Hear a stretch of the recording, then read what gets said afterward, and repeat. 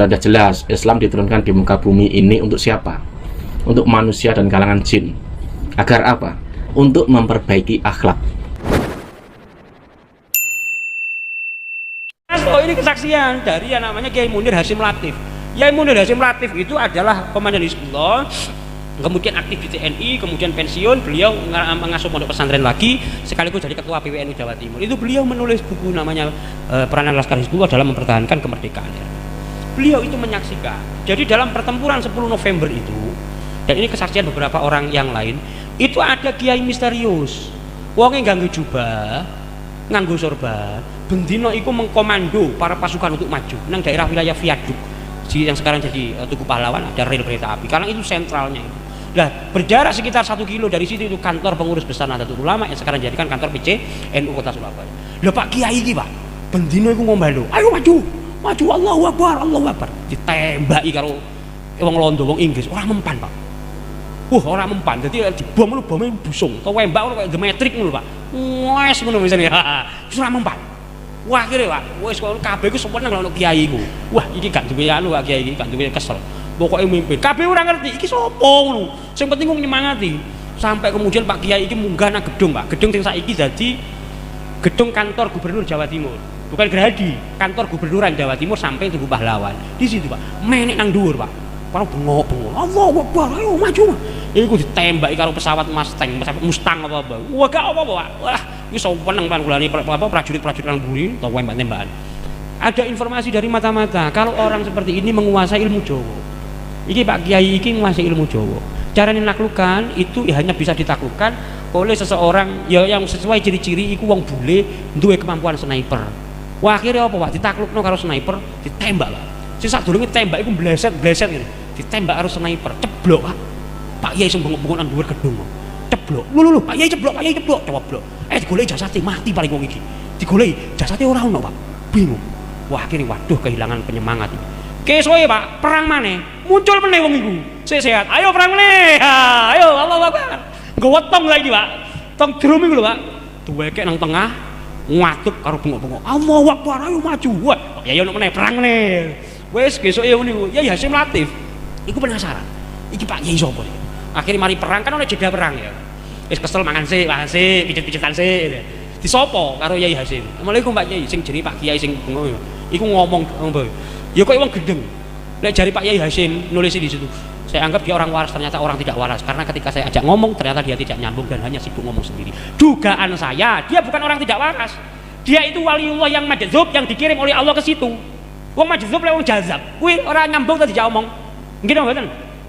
Wong jazab wali-wali jazab kaya Abu Bakar. Ya omong kan orang nyambung. Mergo atine wis nyambung karo Gusti Allah. Ya kaya jenis sampean, pasti jar gimana sih cara untuk melogikakan orang yang jazab. Contohnya wis penak. Lek anake Pak Yai David main HP, fokus nang kono dijak ngomong Yai David nyambung no mboten? Ora nyambung. Le, tukono mama terigu. Le, tukono terigu. Karo nyanyi.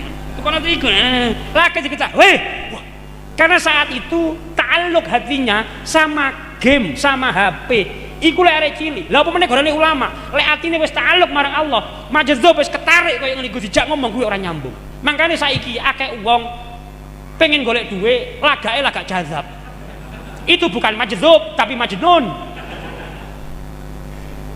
Wong jazab kok duwe akun YouTube. Iso ngitung monetisasi. Jazab dobol.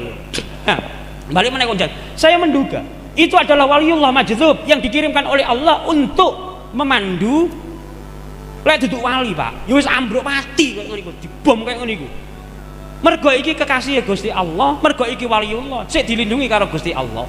Tapi karena hatinya sudah ta'alluq marang Allah, zautnya sudah nyambung, jazab, majdzub kaya ngono iku dijak ngomong wong ora nyambung.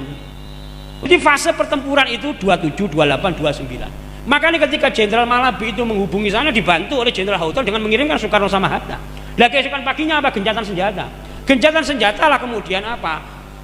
Yang namanya mobilnya apa seperti kita saksikan dalam film Sang Kiai, mobilnya Malabi itu meledos. Ya kan nek granat itu kok anak buah dewe. Kan gitu kan. Jadi kita bisa melihat pertempuran Surabaya itu dampaknya luar biasa terhadap yang namanya mentalitas orang-orang yang sekutu, termasuk mentalitas orang Indonesia. Wis yakin, jenderalnya mati, pateni sisan gitu. Termasuk kemudian tanggal 13 jadi 10 November pagi.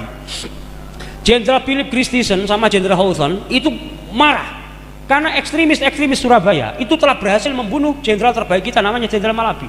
Kita akan balas dendam. Makanya kemudian apa? Mengirim selebaran. Di dalam selebaran itu disebutkan oleh Bung Tomo tadi di dalam ceramahnya, di dalam pidatonya apa? Wajib menyerahkan senjata tradisional maupun modern ke pos-pos terdekat milik tentara sekutu. Yang kedua, harus kemudian menyerah diri dengan membawa membawa bendera putih dengan posisi tangan di atas ini. Jadi kongon arek meso-meso itu.